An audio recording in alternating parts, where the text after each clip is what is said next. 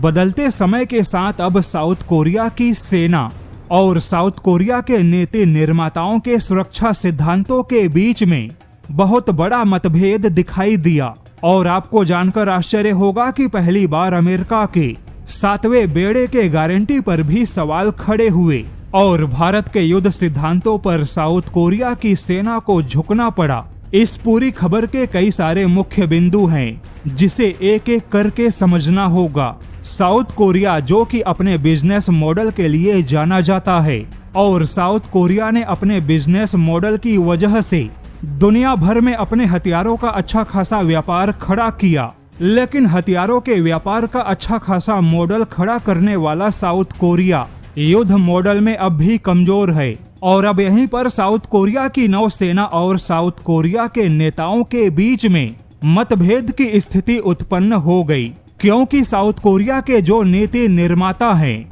उनका ध्यान केवल हथियारों के व्यापार पर ही है। ज्यादा से ज्यादा हथियार बेचना यही साउथ कोरिया के नीति निर्माताओं का मुख्य उद्देश्य है, जबकि साउथ कोरिया की नौसेना चाहती है कि एशिया में बदलते युद्ध के माहौल को गंभीरता से लेना चाहिए और अब केवल अमेरिका के छत्र छाया के नीचे रहना सही नहीं है, क्योंकि अमेरिका के 7वें बेड़े का समुद्री सुरक्षा अब ज्यादा टिकाऊ नहीं रहा, क्योंकि अब चुनौतियां काफी बड़ी बन चुकी है। ऐसे में अमेरिका का कोई भी युद्धक बेड़ा ताइवान से लेकर दक्षिणी चीन सागर और साउथ कोरिया से लेकर जापान तक सुरक्षा की चुनौतियों को संभाल नहीं सकता। और सबसे जरूरी कि भविष्य का युद्ध इस बात पे नहीं होगा कि कौन किसे आकर बचाएगा, बल्कि इस बात पे होगा कि कौन कितना देर अकेले टिका रहेगा। ऐसे में यह साउथ कोरिया के लिए बहुत ही शर्म की बात है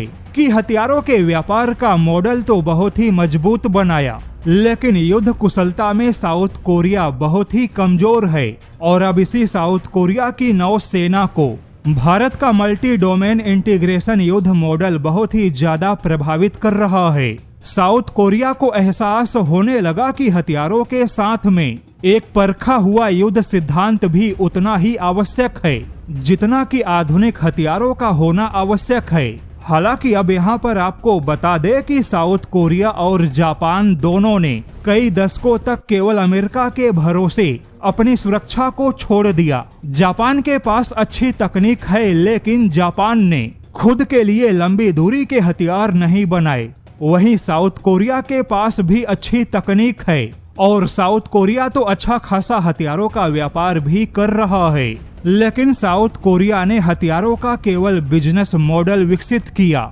जबकि युद्ध कुशलता के मामले में साउथ कोरिया भी कमजोर बना रहा। और कई दशक बीतने के बाद अब इन्हें एहसास हो रहा है कि अमेरिका की सुरक्षा गारंटी से कुछ हासिल नहीं हुआ और अपनी सुरक्षा के लिए खुद परखे हुए युद्ध सिद्धांतों की आवश्यकता है, क्योंकि एशिया का सामरिक वातावरण बदल चुका है। हालांकि अब देखा जाए तो इसी साउथ कोरिया के पूर्व राष्ट्रपति यून सुक योल ने भारत के विमान वाहक पोत पे कहा था कि ऐसे बड़े जहाजों की आवश्यकता ही क्यों है, जबकि पानी के अंदर पनडुब्बियां युद्ध के लिए सबसे अच्छे हथियार हैं। लेकिन अब इसी साउथ कोरिया को समझ में आ रहा है कि समुद्र के अंदर छुपना जितना आवश्यक है, समुद्र के ऊपर दिखाई देना भी उतना ही आवश्यक है।